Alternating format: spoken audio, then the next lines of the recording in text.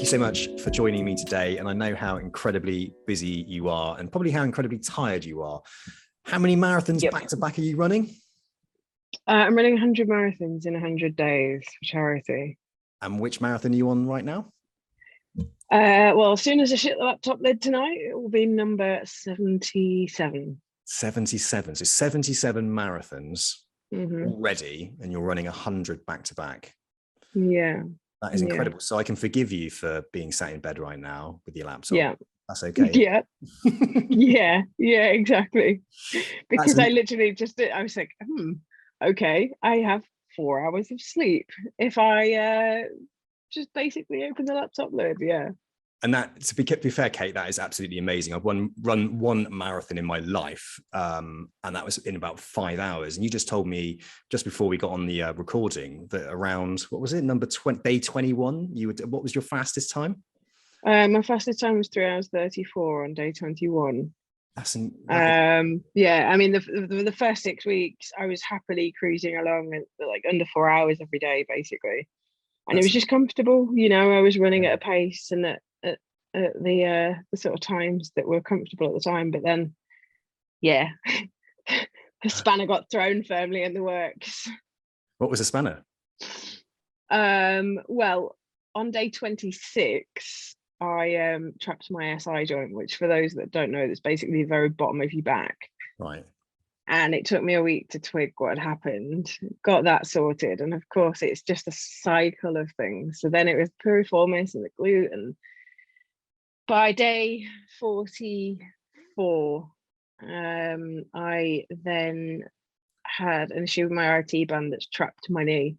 Oof. And it means that I basically look now like a tin man who's been sent out to sea to drink rum for 2 weeks. Oh, right, okay. Is the only way to describe my current running style. It's or I look like I've been running with Smarties tubes on my legs or something. Oh, mate, the pain you're going through to do this. That's amazing. Like you came up on my radar because my business partner, Stuart Leaney, he's a runner, very good. Yeah. He did like 2:27 in the London Marathon, and he does a lot of ultras. And he said, you've got to interview Kate. She's doing some amazing things right now. Get her on the podcast. And when he sent me you and we had a chat over the telephone, I then sort of realized there was a lot to you. There was a lot to you. And I did a bit of research online about yourself as well, and your background and your history and why you got into running. And I think that was, just tell us why did you get, first off, why are you doing 100 marathons back to back? Why are you doing it?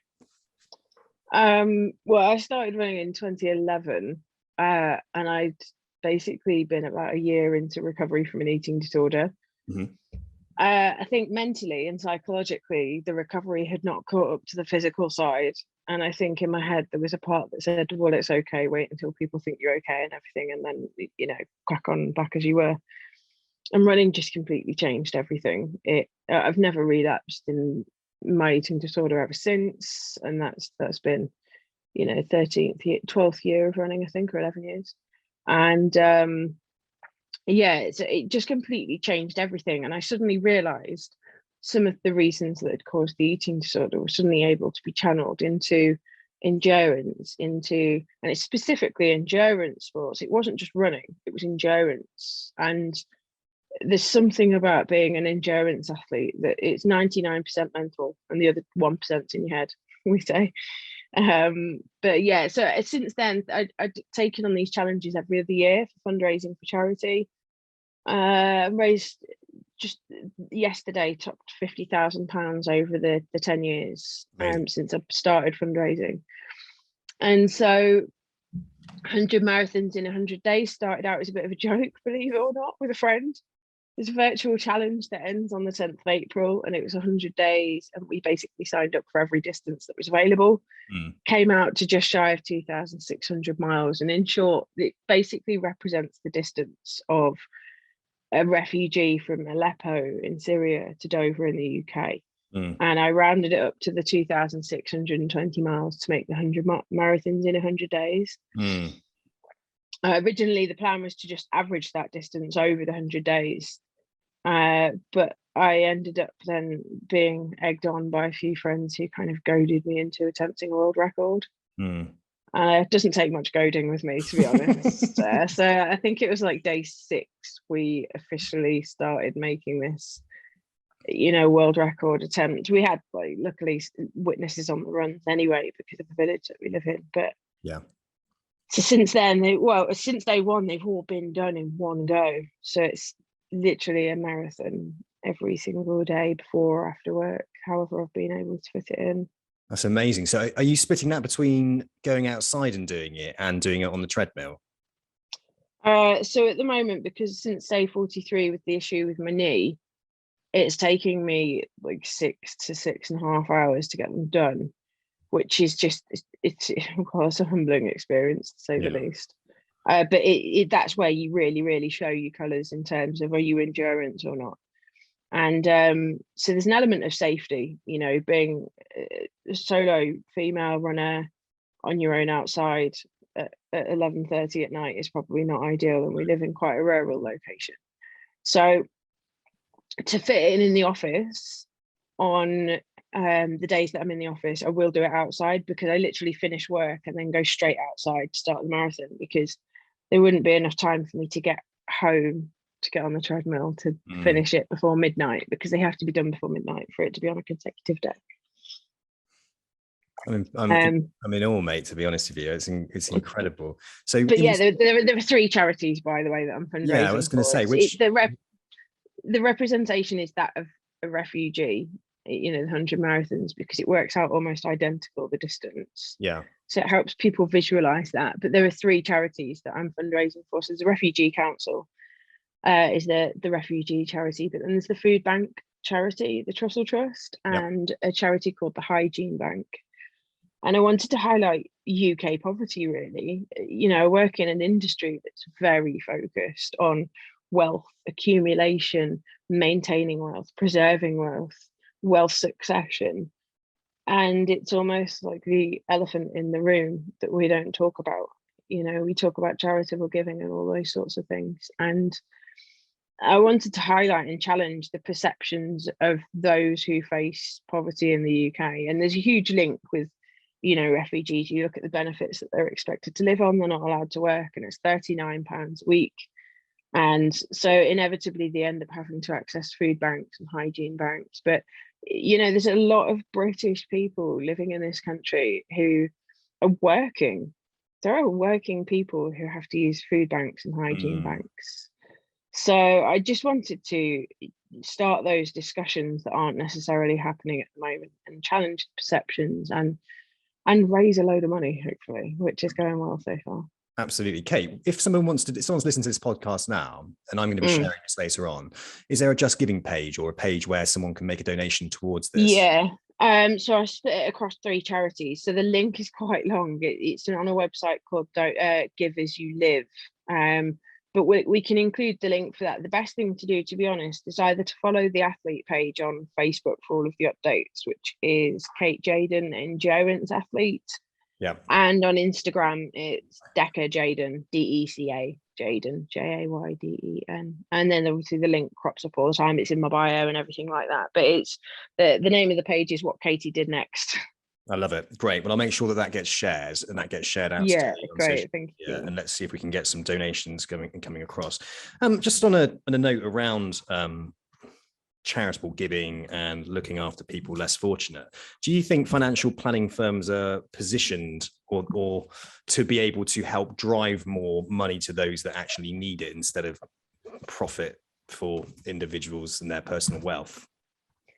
Yeah,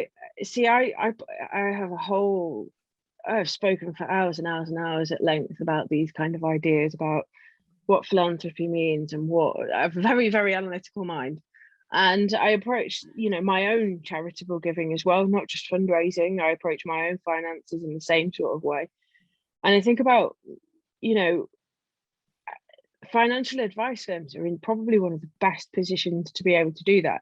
They're speaking to often wealthy individuals, or certainly individuals who have a high level of disposable income or liquid assets available. And I think often the only discussion that's being had is that if you give 10% of your estate to charity, you get a discount on your IHT rate. And instead of framing that as a tax saving thing, I think it'd be great if people started talking more openly about the idea of using the wealth that we have in our lifetimes to see that difference, do something with it, you know, think about the way that we're giving. And I do that with my own finances as well. You know, I feel like I can't criticize, you know, huge wealth hoarding of people like Jeff Bezos if I'm not at least challenging my own, even on a micro scale. So yeah, even every month I do the same thing, in the sense of, if I want to do a bit of an extravagant purchase, I make sure that I am equally extravagant towards a good cause too. Yeah, so the last 2 months I've also done matched giving on my own fundraising page. So I've said to people, you've got 2 hours. I have no idea how generous you're going to be.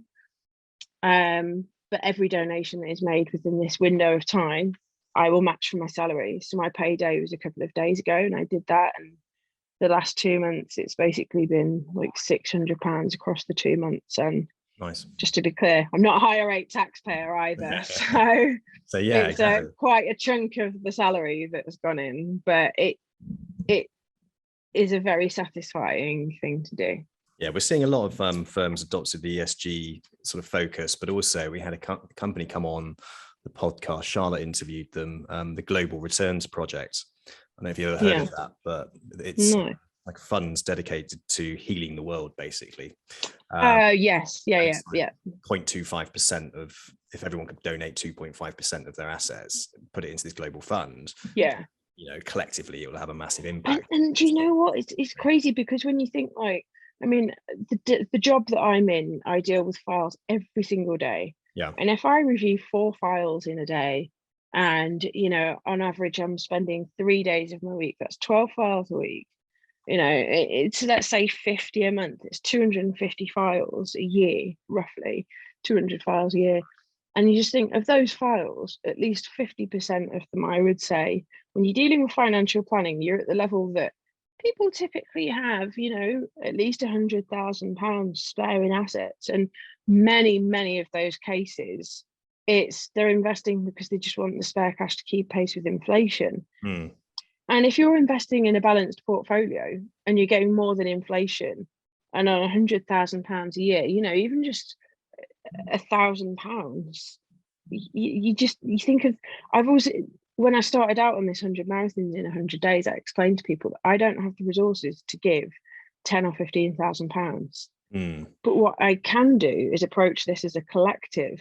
And if I can gather enough people to say, put, you know, £20 in, it suddenly becomes very, very possible, and quite a minimal effort, actually. You know, if lots and lots of people make a small effort, it creates a snowball effect. Well, we, you know, lots and lots of us have pensions. I mean, we're forced to have pensions now with Nest. I mean, if that's invested ethically and environmentally focused, I think there's a huge positive impact it would have. But not enough people know about the power they have just by holding a pension, in respect of how they can. Of course, yeah. I speak to a lot of friends about it. Even, you know, I've had my own workplace pensions invested ethically since, well, when you were deemed as a hippie because you were invested in the only ethical fund available, you know, with Standard Life back in the day, who actually quite rate their ethical funds, actually very thoroughly screened. And so that, you know, you were talking about 2011 then, 2010, and yeah, to be invested ethically then. But there's a whole range of them now, and there's so many different focuses. You know, it's not just a case of getting rid of your plastic straws. There's so many ways. I'd agree with you. Just looking at ethical funds, not just ethical funds, but, you know, ESG funds, that environmental focus. You know, it doesn't mean having to screen things out, and the returns on them now are probably better than they've ever been. People are actually using them to diversify portfolios, you know. So I never thought we'd be in a position where, I never thought we'd be in a position where people are using these funds, not even for, you know, altruistic reasons, but actually for diversifying portfoulios and there are a few increasing those returns. There are quite a few sort of popping up now, some very sort of forward-thinking financial planning firms. I had a couple of chaps on the podcast from a company called The Path. And they're purely positive impacts. They look past ethical. They're sort of like, you know, you can say you're ethical and you can have some money invested somewhere, which makes it sound like you're green. but their whole ethos is purely positive impacts. So it has to have a positive in everything. It has to have on people and planet, communities, everything. And their portfolios are performing really outperforming ones that are meant to be the best. So they're doing really, really well. But you're seeing more and more of that. But I think there's an appetite for people coming into the profession. They're more aware of the impact that they're having, and they want to be able to offer solutions to clients that are also becoming aware of the impact that they're having on the planet. So and even people of wealth and that are older are starting to realize that their grandchildren are going to be living in a world that's going to be fucked, unless we do something about it. Pardon the French. Yeah, absolutely. It's probably the only way to explain it, really. And I actually saw a case the other day, literally, where it was a grandparent, and it was actually willing to invest a portion of my portfolio, into an ESG focus, because the chances are it might be my granddaughter that's the beneficiary of it, and it's the grandkids and it's the Gen Zers that are making the boomer generation more aware of that, and I'd say a portion of the millennial generation, so I'd say millennials, Gen Zers and onwards, they're really kind of helping that sort of previous generation to be able to see the real impact of things. Lots of positive things, and lots of things for anybody coming into the profession. Look, it isn't just about making rich people money, it's about also planet, and there are lots of things and lots of ways that's now happening. You just got to dig a little bit deeper, and I think over the years it will start to come to the surface a bit more. Now, Kate, you are somebody that's worked within the financial planning profession for quite some time now. You started out in a financial advisor role, didn't you? And then sort of naturally progressed, but moved more into compliance, where you now sit where you work at 360, isn't it? So 360 Services. Yeah, 360 Services. As a compliance monitoring officer. Now, on the podcast itself, I haven't had many people who work within the compliance function, and it's a big, massive part of the financial planning process. And what I want to do in this podcast as well is sort of bring to life the other roles, not just the financial advice position. So do you mind just sort of giving us a bit of an overview of what it is, how you got into the profession and why you've decided to move down into a compliance function, and really what that is? So I think like a lot of people in financial services fell into it, I'll be honest with you. People with geography degrees and marine biology degrees, or in my case, not a photography degree. The reality was I didn't really have any financial help apart from the student loan, so I needed to work whilst I was in uni. I progressed from banking into a graduate scheme when I finished uni to become a financial advisor, and I did that for a little bit, but I didn't find that it gave me that real analytical challenge. It didn't. I mean, financial advice is great. It's that client forward facing part, but it's very much the face of the shop.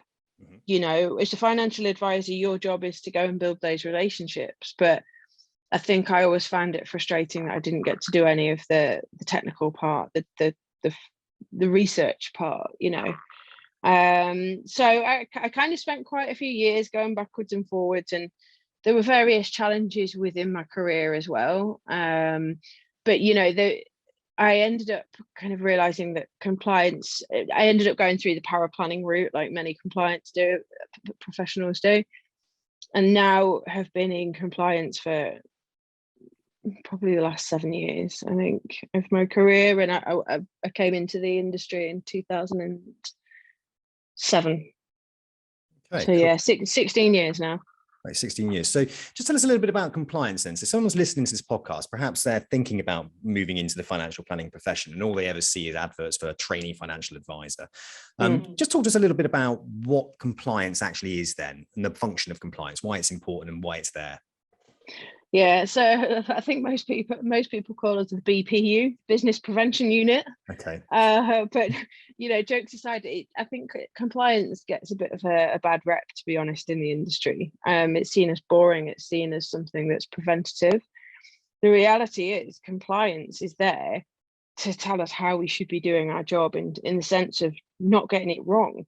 The job that I do now on a day-to-day basis is, I know the handbook through the FCA. I know the relevant rules and guidance. I know what you have to do versus what is good practice. My job is to be able to interpret that and apply that to the advice that's being given. And there are a lot of different areas within compliance. It's not just, you know, file review checking. So my day-to-day job tends to be file reviews, but I also then do a lot of work with final salary pensions. That's my level of high expertise, so to speak. But yeah, I mean, generally in the main, it tends to be knowing the rules, the regulations that we have to go by. But then on top of that, it's keeping up to date with developments and what's happening in the industry and what the latest focus is. And that's the part that I find really valuable, because I'm able to speak to firms and know where the focus is going with the regulator and what the latest papers being discussed are, you know, the discussion papers, consultation papers, guidance papers, and being able to keep up to date with those and interpret those for firms to say, this is what you need to be doing.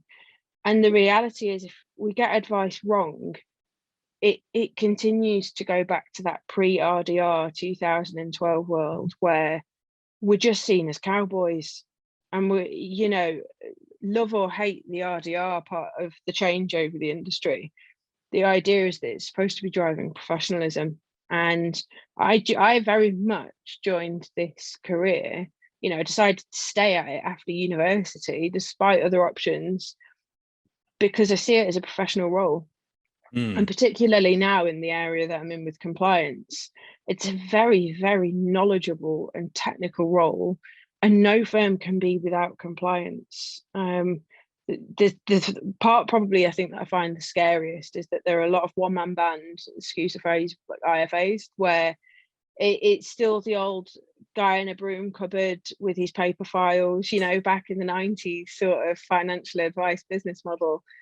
And they're still holding the compliance role. And that terrifies me. It terrifies me that somebody who spends their day-to-day job as a financial advisor is also the head of compliance. Because, I mean, I work in this industry and I know the handbook, and I deal with compliance every day. I live, eat, sleep compliance when it's not marathons. But even I would hesitate about applying for a head of compliance role. And we have people across the country who are thinking that that would be sufficient. And I think it was only when I was in this kind of role dealing with lots of different firms that you sort of see the different ways people deal with things. But yeah, having those compliance support networks, you know, and there are several of them across the industry, having that group of professionals that you can access and talk to, I think is really valuable. If not scary at times, knowing what you don't know. I think you have to be a certain type of person to, and take this the right way. You have to be what's coming. I know exactly what's coming. You have to be a certain type of person to enjoy compliance, right? You've got to be a certain type of thinker, who and a certain type of personality who to enjoy the role of compliance. I used to work for Aviva and I worked as a trainer. So I had these guys coming into the contact center, and my job was to teach them the fundamental basics of like investments and pensions and life cover and all of that kind of stuff. And I was always sort of putting together these training manuals that were really exciting and interesting to try and get people engaged who've just come straight out. Most of them are coming out of university or coming out of college or something like that. And I'd go over to compliance with my like smile, because I was only quite, I've created this amazing training manual and it's brilliant. Well, wipe that smile off your face. Yeah, out comes the red pen. I can have some of that. You know, no, you're not saying that. You're not saying that. Jog on, pal. I used to walk on. I used to have arguments. Like they quite liked me in the end, because I used to battle with them. It's look, I've got to get it across so it's interesting, not just so it's. And they're like, yeah, but at the end of the day, if you're making it interesting and they go on the phone and say the wrong thing, we're going to be screwed here. You know, I mean, to be fair though, like so the other part of my job, apart from file reviewing, is I'm responsible for delivering pension transfer workshops, right? And you know how much regulation has happened in the last 7 years in that industry. And making that interesting when you're talking about not just compliance, but you're talking about regulation and the papers that have come out from the FCA. How can you make that interesting? But it is possible, you know, at the end of the day, it's stuff that we have to do. But you're right, it's a certain kind of person who enjoys that job. And it's not because you're telling people that they're right or wrong. Actually, I think it was the one thing that gives me some sort of solace in this industry, that my job is doing something good. It helps to ensure that the industry is delivering trustworthy, good advice. You're helping firms to do the right thing. And I don't think that could ever be viewed as a bad thing. No, because you're helping people to ensure that they're doing the right thing. So if those advice, this is anybody listening to this is thinking about getting into the profession as well, is that, you know, if you're a financial advisor and you give the wrong advice or you do the wrong thing, you can end up in prison. Yeah.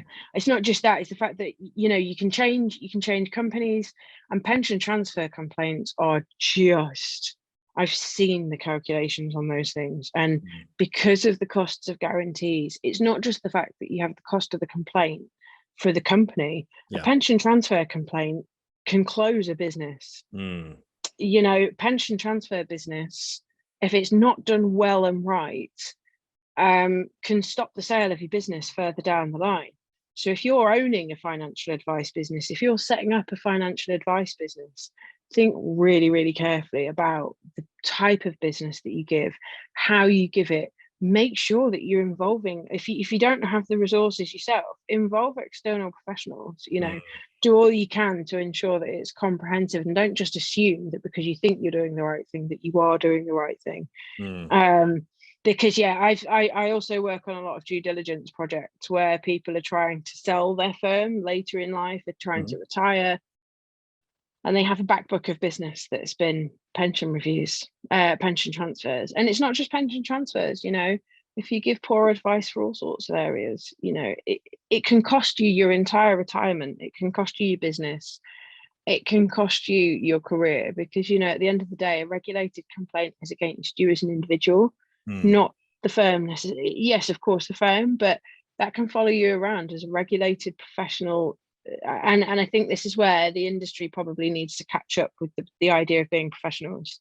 You know, if a doctor or a solicitor, you know, gives incorrect advice, that follows them as a regulated individual, and it's no different in that respect to financial advice. Which could hit you financially, it could hit you in your career. And as you said as well, like when it comes to the retirement and you're thinking about, and you've got your own business and you're thinking about selling that business on, that legacy can follow you as well, even into retirement, can't it? Yeah, exactly. And that's where the value, I think, of getting compliance involved earlier on, because it's not just, and I think we've still got quite a way to go there. It's not just a case of, you know, viewing it as ticking a box, because the moment you view compliance as ticking a box and don't get actively involved in it, it'll always be a business prevention. It's always going to be viewed that way. That's because, isn't that just like a business prevention thing? That's because somebody's out there under pressure on the front end as an advisor. They, you know, maybe they're, you know, they shouldn't have targets. They shouldn't have, but, you know, it essentially that you don't make money unless you go out and write business and win clients. And the financial advice sort of front facing end feels like the sexy end, doesn't it? You know, you want to be like, you know, this is what we do and this is how we do it. It's the kind of the end where you're probably going to have more of the ego. And when they write it all down and they say they can do something because they're excited about doing it, you know, the way you've got to look at it, I think, if you're going into that financial advice position, is that you've got a safety net in compliance that's there to protect, not only just to protect you, but again, most importantly, to protect that individual that's parting ways with their money, where you're going to be saying that you're giving them the right advice. You have to protect the consumer at the end of the day as well. So, you know, compliance, it's there. It's, you know, people can be quite negative about it sometimes, but for the wrong reasons. That, you know, look at it in a positive light, that it's there to protect you, protect consumers, and give the profession a better name, and therefore grow and track the right people to it who've got the right ethics. Yeah, exactly. And finding a financial advisor can be a minefield for the consumer who, let's be honest, we write these suitability reports, you know, we talk about gilt yields, critical yields, we talk about, you know, assets and volatility and this, that, and the other. And I always try and rope it back to my mum, who works in the NHS. And I think, would my mum understand this? You know, would I have understood this when I was working for the bank? Because when I worked for the bank, I probably would have fallen under the whole knowledge and experience. Oh, Kate works for a bank, so she's got a good knowledge and experience of financial services. I remember getting my first pension statement through and realizing that I could lose money. It's like, do you know what I mean? As a 20-year-old, you know, 20, 21 years old, because I turned 21 in my first year of financial services. And I remember being really shocked and scared at the fact that I could lose money. And I was like, well, what's the point? You know, obviously now I'm all guns a blazing, risk 10 out of 10, like give me all the risk you've got, give me all the return sort of thing, you know, and some more about it. But yeah, I think we have to remember at the end of the day, we're dealing with people who more often than not, are relying on us. They're relying on us as an industry, 100% trusting us to give them the right advice. And I think that's quite a responsibility. No, 100%. Okay, cool. So we're touching on here with compliance then. It's definitely a role for somebody that enjoys learning, enjoys keeping on top of what's the changes, the things that are happening, all the different changes that are going on. Somebody that likes to be on the ball, you know, and somebody really that likes to invest their time in doing that. As a financial advisor and you're client facing, a lot of your time, like I said, that we touched on earlier, is getting in front of those clients. It's trying to win that business. It's building relationships. It's building your team around you. It's all those typical types of things. Now, when you stick a compliance hat on top of that as well, as you've alluded to there, you wouldn't take a head of compliance position, would you? It's a tough role to fulfill whilst trying to do your job as a financial advisor, almost impossible. Yeah, it's a scary role. I've seen people as head of compliance who have tried to portray the risks of what is happening in a business. They've been to the board meetings. They've said, you have this problem, you have this issue, you need to address it. You've not got sufficient capital adequacy. You're not meeting these rules. And then, you know, you find out like several years, like they're then omitted from board meetings. Next thing you know, that person's entire career is at risk because they're the one that's the head of compliance. Yeah. And if you as a financial advisor running a business are also acting as your compliance function, you really need to make sure you have the correct support network in place to do that. Perfect.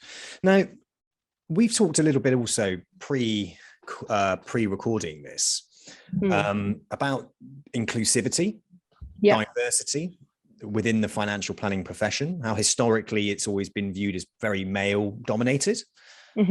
Not just male, but white male, middle-aged. You know, we've heard that banded around quite a lot. You know, I spoke to you about how I don't see a great deal of conversation around the LGBTQ plus community. And we also talked about you specifically and some of the challenges that you've come up against in your career, because as you shared with me, you are on the autism spectrum and also ADHD. And there was some of the things that we were talking about, some of the positives that bring for a start. Also some of the challenges and barriers and negatives to potential job security. Massively so. Let's have a little chat about that. What's your experience around? I know we've kind of touched on about 3 or 4 different subjects there, but I'm sure you're... I think particularly with neurodiversity, which is the language that you use when somebody isn't the same as everybody else, in the sense of, so ADHD and autistic spectrum disorder are the conditions that are neurodevelopmental disorders, just basically the way your brain works. So ADHD means you don't have enough dopamine or it's not processed properly. And being on the autistic spectrum, it affects all sorts of different people in all sorts of different ways. And it presents very, very differently from one person to another. And one of the big things is when you can hold down a job, quite often you might find that, for me, I've always found that it's a communication problem. So right now we're speaking about something that I know about, that I'm familiar with, and it's very easy to talk about. You know, I'm great at public speaking, but then if I'm in a situation, it's been very, very easy over the years I've faced job insecurity. I've faced challenges in jobs where people have made the wrong assumption about me because I don't communicate in the same way as others necessarily. I use words in a different manner potentially, and it's I mean, you're coming up against being, you know, seen as a female who is blunt, you know, and that's automatically a negative. Whereas if you're a male, being seen as blunt is direct, it's to the point, it's a positive thing. So you have those gender stereotypes that you have to face, but then on top of that, the fact that, you know, my communication style is different, the way I learn is different. There are lots of different ways that impacts me, and there are a lot of stressful things that can impact me. And so there's like sensory issues in terms of noises and lights and things like that. With ADHD, it tends to work very well for working under pressure and deadlines, but I have to have a real hard deadline, like a quite a pressured deadline. So I've seen challenges over the years. I've been misunderstood a lot. And in an industry that is very much, not only is it a very white male, cisgendered, hetero sort of type role, and that's not me painting that in a negative light. There's just those stats say it for themselves. So you're automatically othered a little bit anyway. But to then have that misunderstanding repeatedly, people don't always have the time and understanding to say, how can we include you? How can we make this work for you and for me? And the great thing about the current employer, it's the first time I found an employer that said, what can we do? What can we do as a company to bring out the best in you, for you and for us? And they do. They find ways to make things work for me as an individual, not just make me fit into a box. And the positives, you know, but particularly with, so for example, with ADHD thinkers tend to be very creative. Will think outside of the box. Will come up with genius solutions for problems. You know, you give a person with ADHD a problem, not only will they have solved it within, you know, usually quite quickly, they'll have come up with some really creative ideas that you might not have thought about otherwise. And being on the autistic spectrum, you know, you hear all these board meetings, they're always looking for bottom-up thinking. You know, they're always looking for people who build upwards with their thinking processes, rather than taking a vague concept and growing from there. You know, never taking anything at face value, analyze everything. In file review, if you have an analytical mind, if you're detailed and thorough, if you can remember all of that sort of stuff. So like I can tell you all sorts of areas, the FCA handbook, which is rules, which is guidance, and know where to find that information. Those sorts of resources as a business to draw on are invaluable. But all too often you're seen as a problem first. You're seen as hard work. You're seen as asking too many questions. You're seen as too much of a challenge. And the problem is people don't want to always accept that there might be challenges and there might be additional accommodations they might have to make for a person.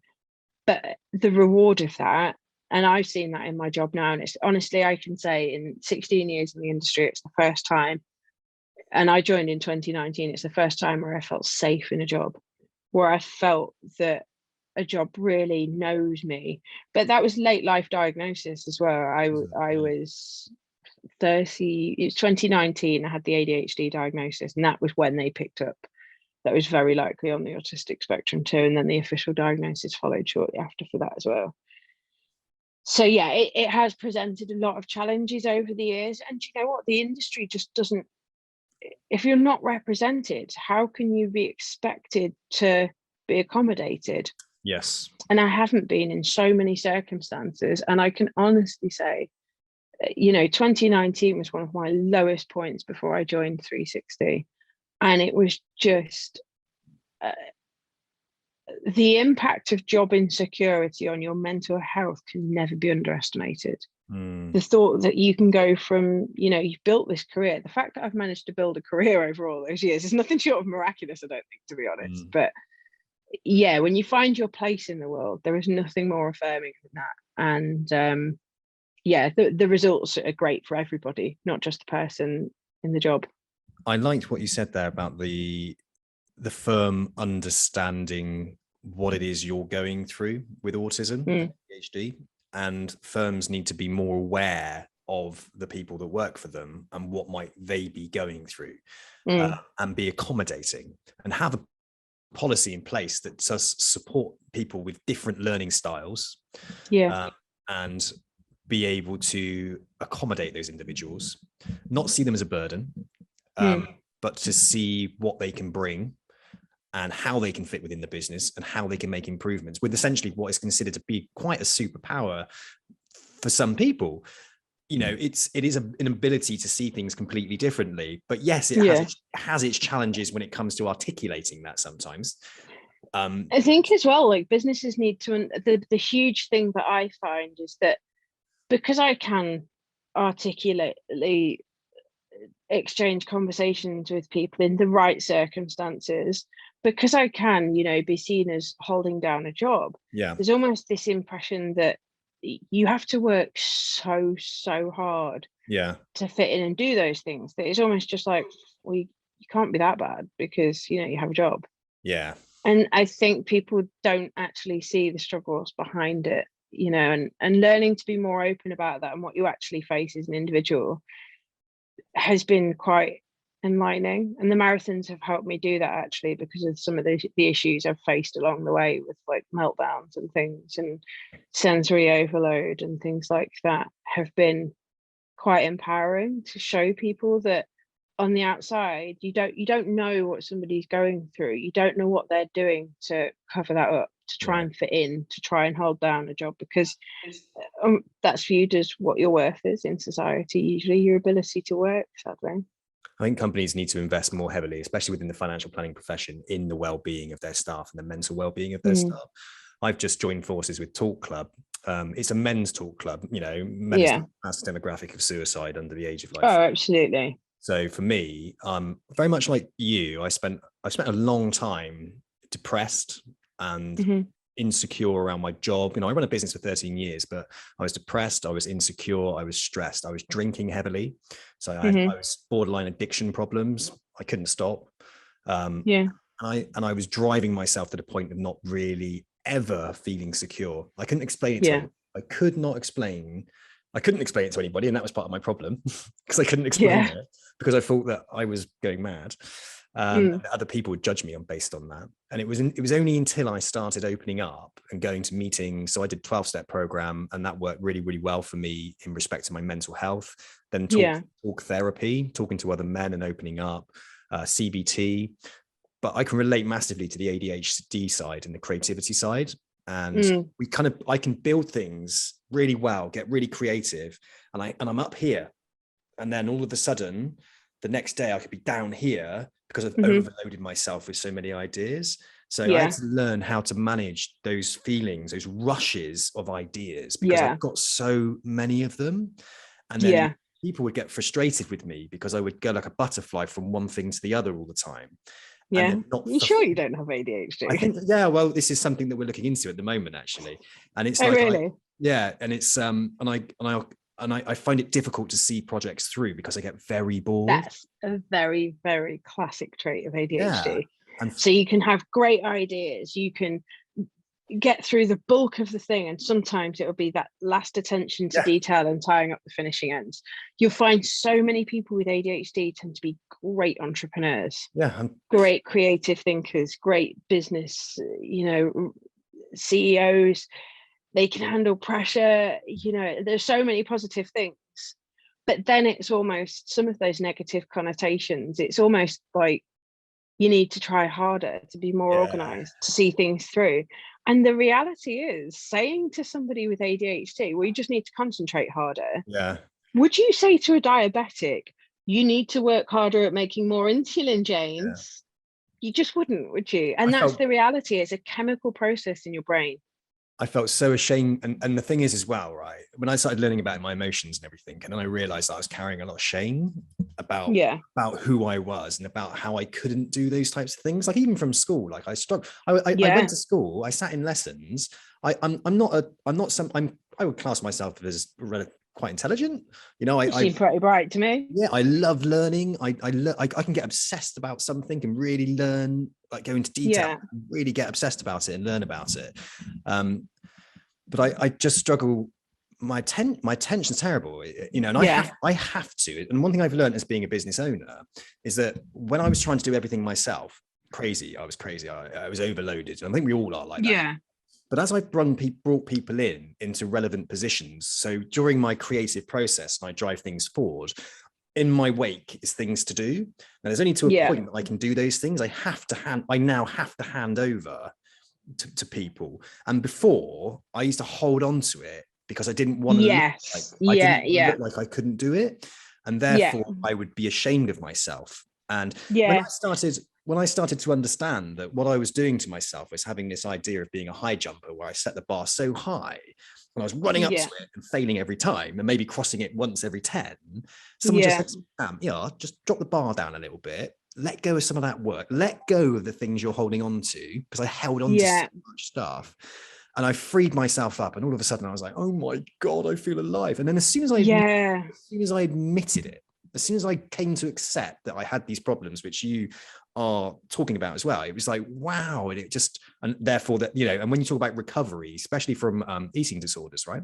So that recovery process, for me, recovery from, I haven't drank alcohol for nearly 3 years. I haven't had a depressive episode of suicidal thoughts for a good couple of years.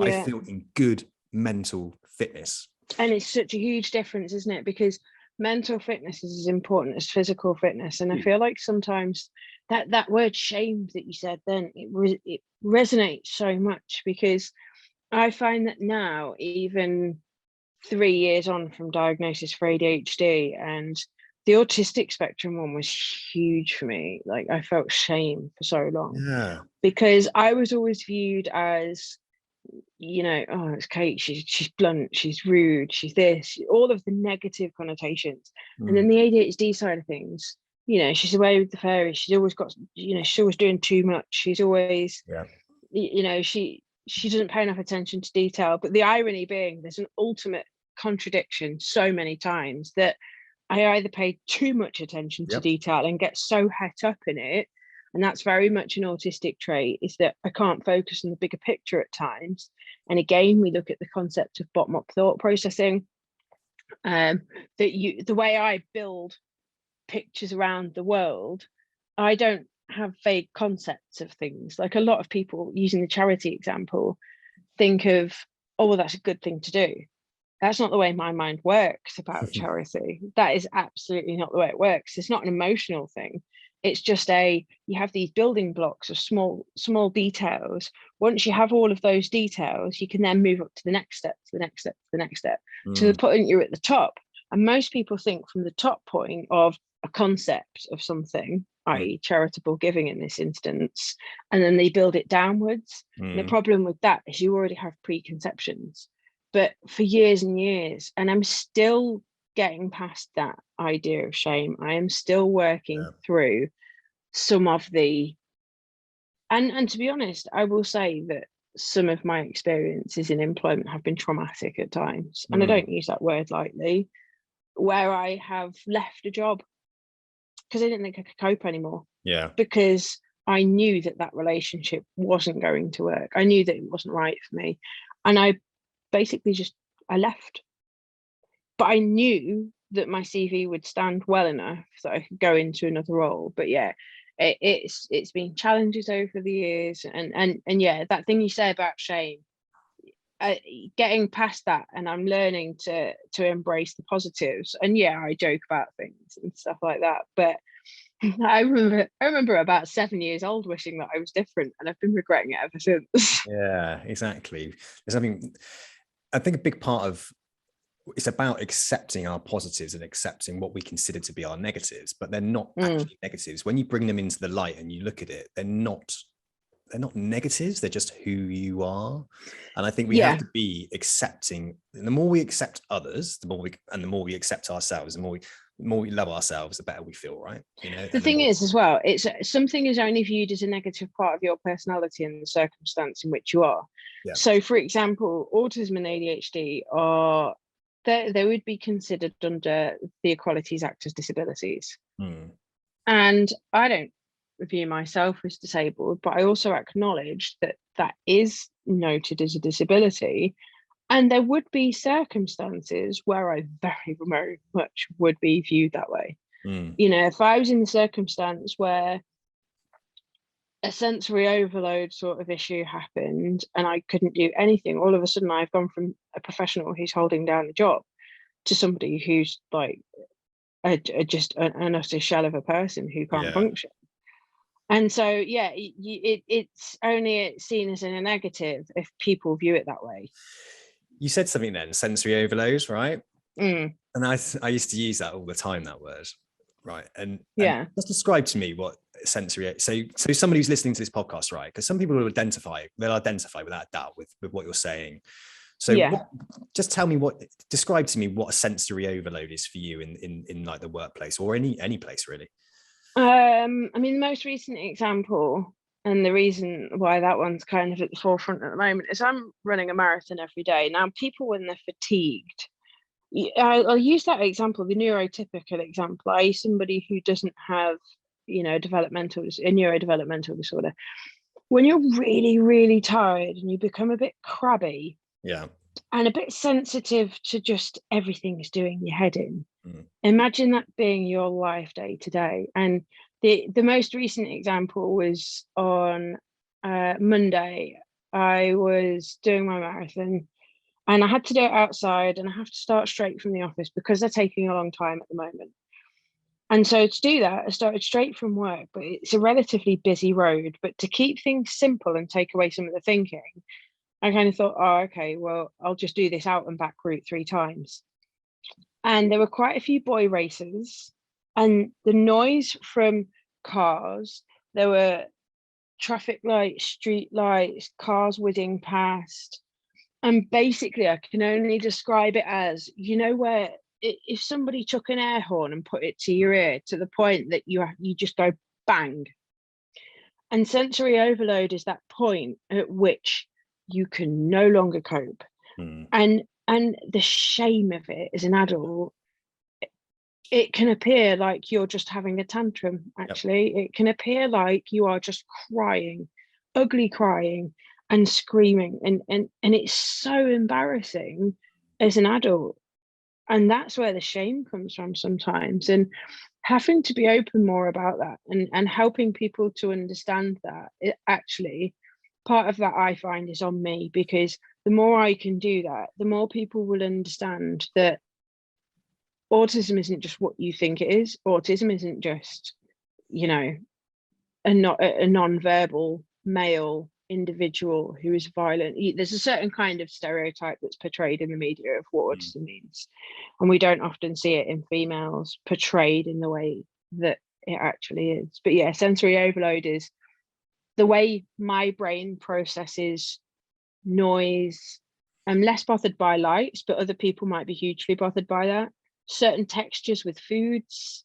So I can sometimes end up with quite a restrictive diet because, loads of fruit, I physically can't eat it because it will make me gag, and sensory issues around eating foods and things. But yeah, it's anything to do with the senses really.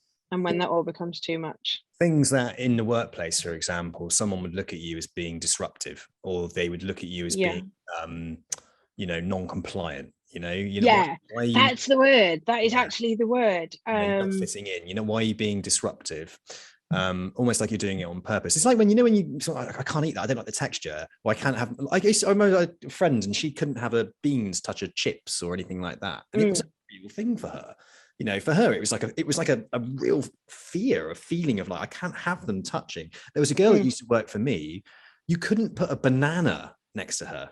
She had an innate fear of bananas. Yeah. And I remember, we joked about it because we thought, how could you have fear of bananas? But looking back on it, you don't take the piss out of people like that because you don't realize or know what's going on. They're trying to be genuine.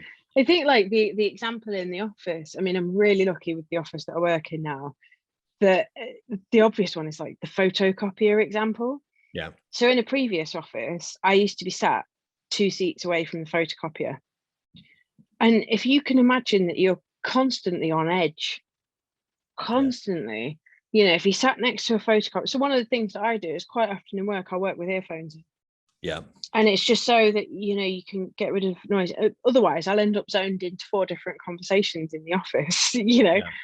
But yeah, the accommodations being made makes a huge difference in the workplace. And it's something, it's not just, myself and others who have those conditions.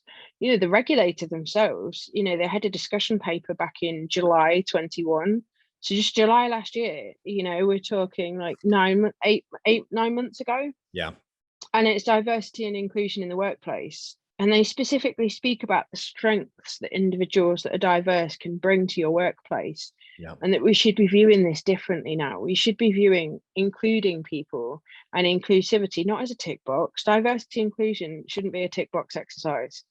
It can be something that benefits business. It can be something that brings real skills and diversity. And I honestly think, not even talking about myself here, but I think that there is beauty in diversity. There's a real beauty in seeing differences in people, and I find that the more we acknowledge our differences, there's beauty to be found in that, and that suddenly we find our similarities. 100%. I agree.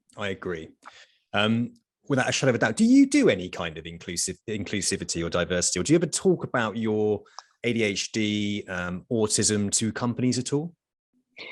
Not at the moment. It's something that I would like to help people understand. I think for me, there was coming through an element of shame. Yep. And I probably went through a period of what the technical term would be internalized ableism. And that's the idea that you view a condition with a certain stereotype, because that's all I'd seen. I'd only seen that autism must mean that you're a non-verbal, properly disabled person. Yep. And so once I'd worked through that, and once I'd kind of come through that and kind of realized and challenged my own perceptions, acknowledging the struggles, acknowledging the differences, and learning more about that, now it's something that I'm really passionate about. It's something that I'm passionate about because people don't, ignorance breeds fear and fear breeds hatred. If we think about racism, homophobia, transphobia, they tend to be born out of, initially, not always, but they tend to be born out of a lack of knowledge about something. The more we know about something, the more it's just a part of our lives. You look at the Gen Zers now, you have people come out as non-binary in school, and it's like no big deal. It's like, oh, okay, yeah, I've got my friend, they're non-binary. I have my other friend who's gay, and it's just a thing. It is what it is. It's almost a non-thing in schools now, and I think that's brilliant. But yeah, I would like to talk to people more about that in helping the financial services industry become a more friendly place to include people like me. I think within any profession, there are certain types of role that really do suit somebody with a certain, like, for example, if you do have autism, there are certain roles within financial planning that are probably going to be really hard.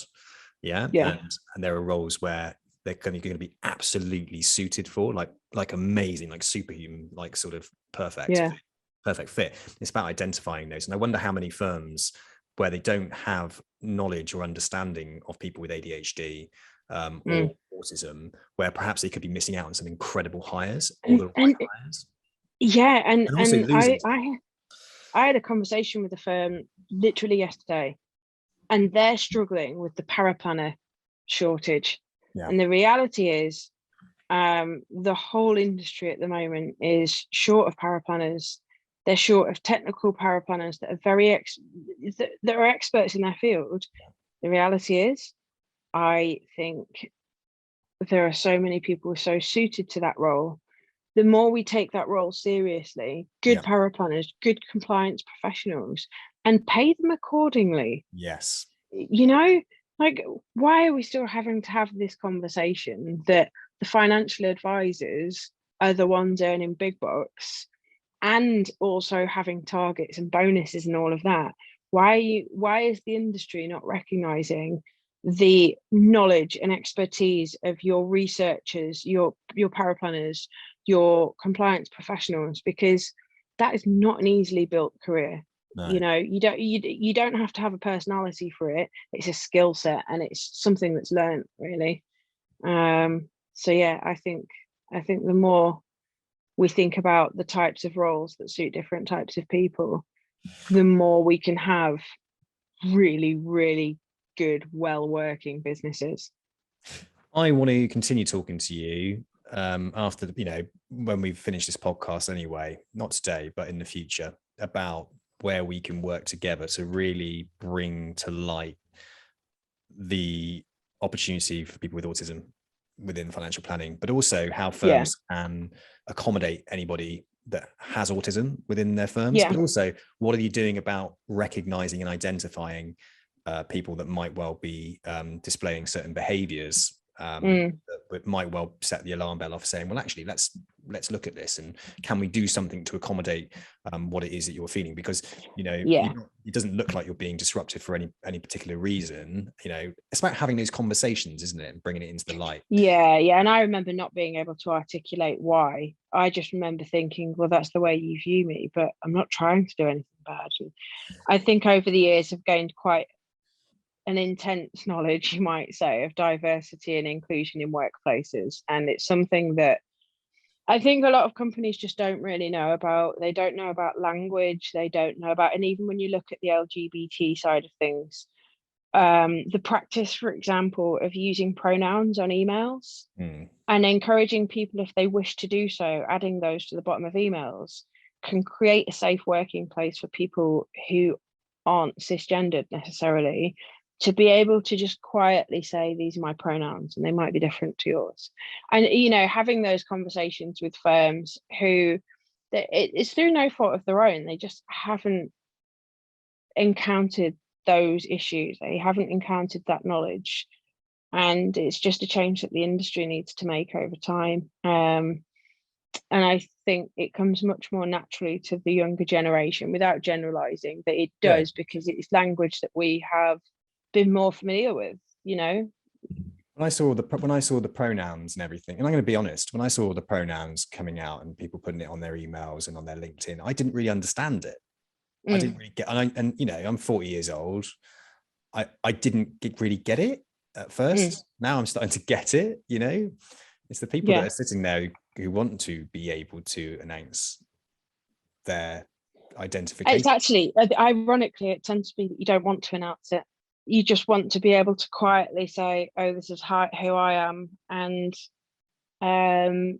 probably the most honest thing that I can explain to you is that the ability to put your pronouns on something and just quietly say, these are my pronouns, enabled me to do so and quietly question my own pronouns, and to be able to actually say, hey, my pronouns are they and them.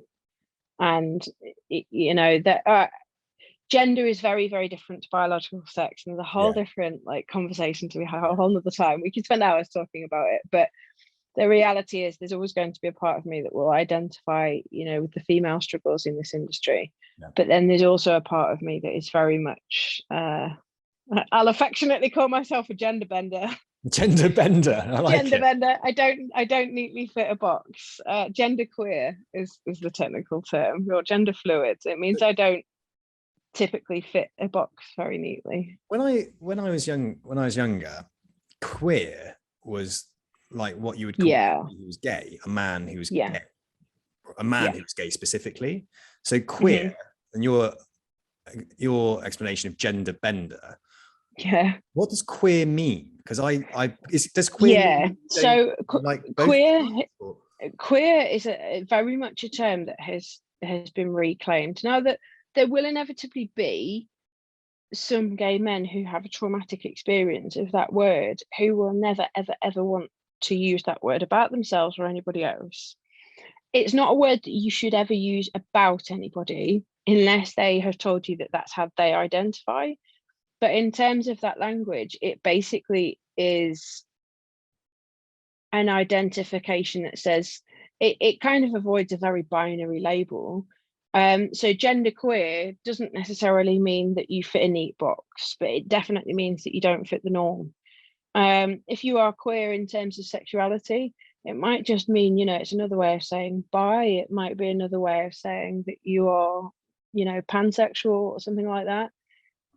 But the idea of using the word queer is very much an idea of reclaiming language that was used as an offensive term. And you'll find that in all manner of different areas of marginalized groups historically, that words that have been used as insults against them have sometimes been reclaimed.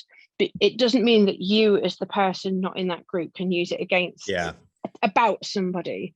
And you'll find that in different areas of society, but queer is very much the idea was that people reclaimed that word and made it their own and made it part of their own identity in flipping things around.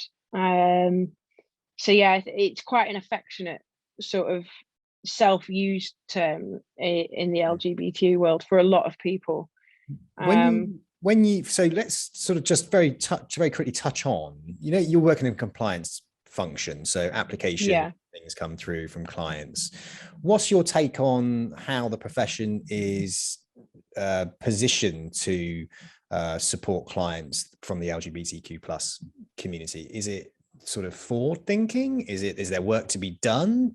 What do you see? Is there challenges? I think there are still challenges. I mean, even thinking about financial services myself, the way myself and my wife encounter them, even any sort of service, you call somewhere and you say you're married and they don't have details of your spouse, the automatic assumption is that your spouse must be the opposite sex to you. And every time my wife calls somebody like the broadband, or she calls the bank, or somewhere like that, how are you? Oh, how is your husband? Yeah, you might struggle because I don't have a husband. I have a spouse, but I don't have a husband. And so I think taking away the assumption that of the heteronormative relationships in the financial planning cycle, having that awareness that your situation as a hetero person might be very different. So for example, the way my wife and I will start a family is very, very different to what you would expect in your normal financial planning situation. So it's the idea that you'll need a set of funds to be able to do that. If you're having IVF, it might mean that it's a very fixed date. Those sorts of considerations to when those life events happen. It's things like in your fact-finding process, don't assume male and female. For the love of God, please stop doing that, because that's really old. I also think a really, really forward-thinking way generally across society, but financial services or any sort of service provider, is if we can just stop assuming gender of people. It's very easy to talk in gender neutral terms. When you don't know somebody, say for example, I said to you, oh yeah, I've got this friend, Frankie. You're not really sure whether the Frankie is a male or a female. Your automatic assumption is, oh, okay, cool. Yeah, they can come if they want to. And it's so natural to do that. So it's not like it's an alien concept. But thinking more about things like that and putting ourselves out of our own positions. And I try and do the same, not for me, but for like groups of people that I'm not in. When we think about race, when we think about any like homophobia, transphobia, sexism, any of those things, if you put yourself into the place where you have, so for example, I have white privilege. So it's my duty to be able to understand the issues of racism and stand against racism. The same way that, the LGBT community need people who aren't in that community to be allies, and try and put yourself in that position. But yeah, financial services has an awful long way to go, even just looking at forms and the way we fill them in, and the assumption of male and female relationships. The assumption of things, and think about how relevant the information you're gathering is. Think about how you can make your financial planning holistic for those kind of clients as well. Using the example of, if for example, you might have a couple and one of them might have just come out as trans, you just don't know. Say for example, and they say to you, you might see them one year as what appears to be a straight couple, and then a year down the line one of them's transitioning. I think educating yourself a little bit about what that person might be facing and thinking about the wider perspectives of what you can do to help them if they need any help. How does that work, right? So I like asking you questions, good. But if say for example, I identify as a man right now, and then I've got some like life protection attached to my investment bond and all that, yeah, whatever, yeah. And I come out and then I decide gender wise, and I become a female. So I identify as a female, right? Does that affect my life assurance in any way? Because I was born a man. Yeah, so just a couple of the points on, now you're going to think I'm very compliance. No, it's fine. But when we talk about language, when we talk about like people being trans, and this is where very much I've worked hard to educate myself because I'm not trans. When somebody doesn't decide to change gender any more than I decide to be gay. So that's the first thing. And then secondly, identifying as, you can choose the language that you identify with, but you don't, it's not an identity that you can pick up and put on. Often people who have been through that have spent a lifetime trying to identify actually as cisgender, or trying to identify, in my instance with sexuality, as straight.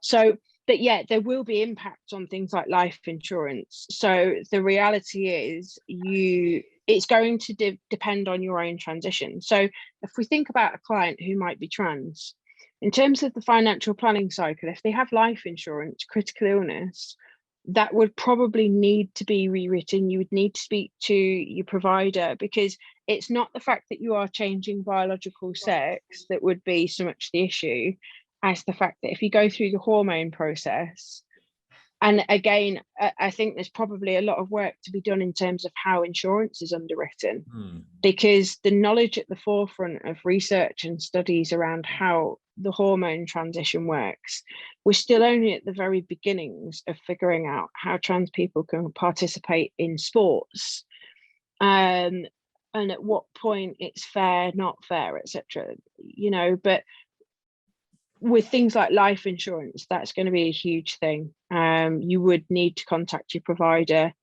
because of course there are very simple factors that you're going to need to change. If you go through the full gender reassignment process in the sense of legally changing your gender, you'd need to change that on all of your policies and everything as well. Do you think there is a barrier to entry for financial planning for LGBTQ plus? Do you think there is a barrier to entry, or do you think it's just like, it's not an issue, it's not a problem, it's more the fact that how that financial planner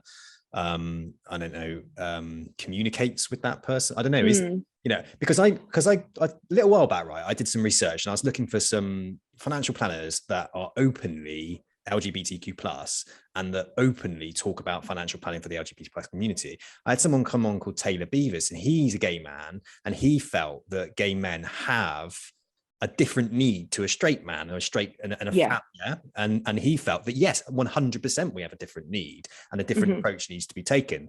But there was very minimal, there was any financial planning firms that were really positioned to say, we're going to put our foot forward and we're going to talk about it. And so do you think there is a need for it to be done? And do you think, you know, how can... I think there's a need. There is, that we do have different needs in a lot of respects, you know, as a gay woman, as a gay man. Even gay men versus gay women have very different needs, to be honest, but that's, you know, men and women. There are differences that need to be taken into consideration. And to be honest with you, the best way to do that is somebody who identifies in a similar way to you. You know, that representation matters. So yeah, I think Taylor's right. You know, you need those, that acknowledgement of the different needs. In terms of as a career, I would say that there probably is still a barrier, because as gay men, you've got to remember that the largest, you know, contingent is basically straight men. There's often toxic masculinity. I've worked in offices very recently, you know, not at 360, but you know, previous firms where there's lads club culture. And you know, I've jokingly but very seriously at the same time called out that behavior. And so the reality is, if we're in an environment where the norm is lads, how do you ever expect a gay man to be able to necessarily fit into that? How do you necessarily expect, you know, anybody who isn't your typical model to fit into that? And there are, you know, you see the reaction. I remember, like, I'd never identified as straight, but when you start actually dating same-sex partners, every time I guessed in the industry when I'm delivering training face to face, I found, oh, have you got a family? You got a husband?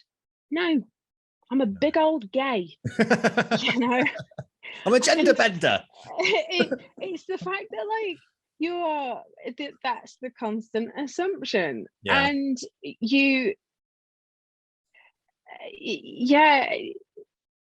that culture, again, and it's where if we can get more people that are different into the industry, that changes. But there are barriers to getting into that industry.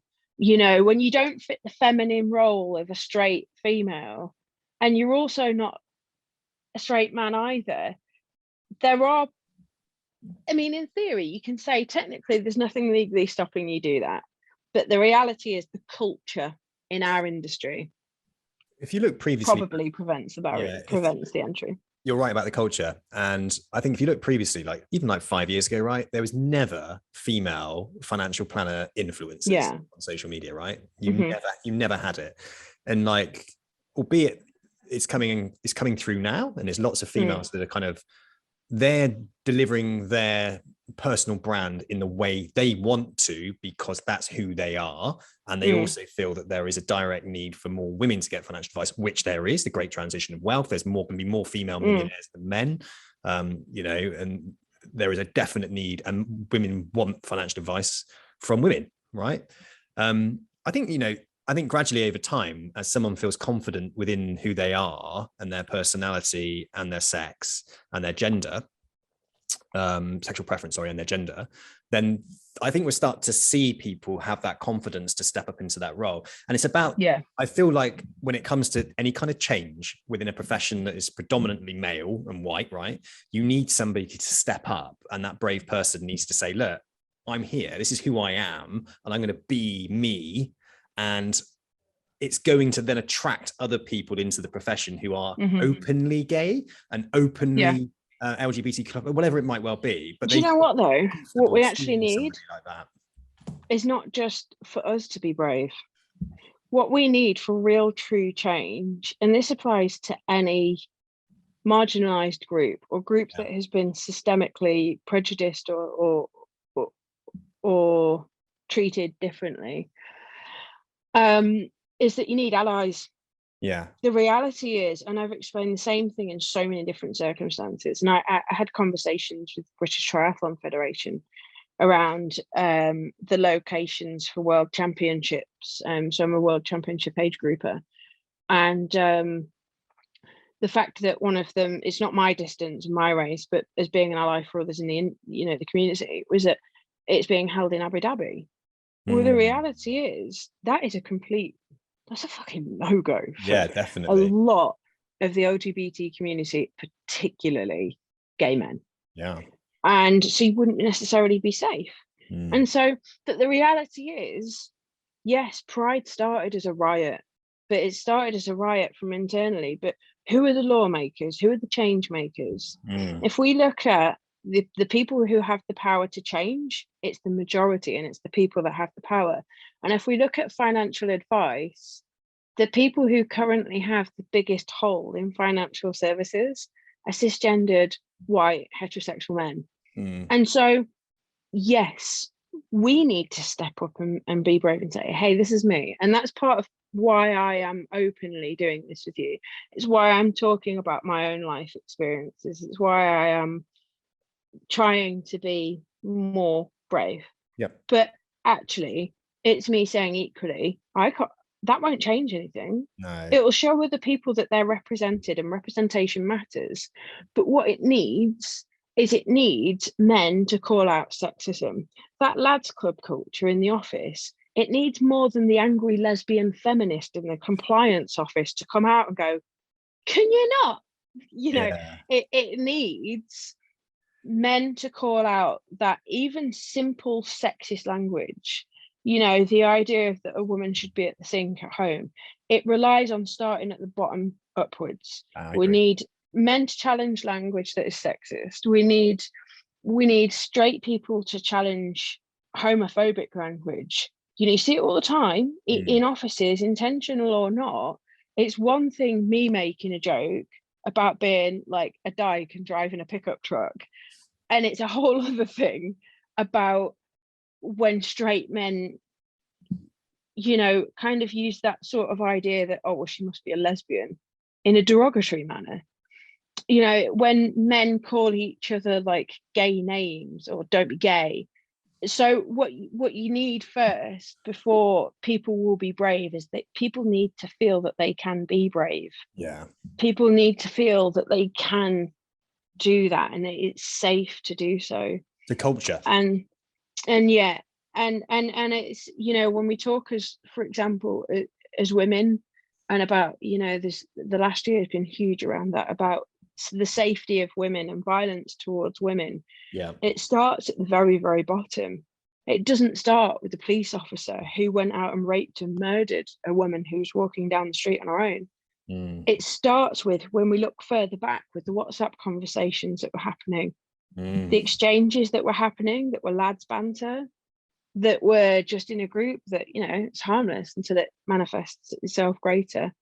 To take those steps backwards, challenge language, challenge our own language. It's something that I try and do on a regular basis. I try and challenge my own biases, my own stereotypes, my own perceptions of things. And I always, as much as I challenge others, I challenge myself as well. Yeah, I do. I do a lot of that. I do a lot of challenging myself. Self-awareness.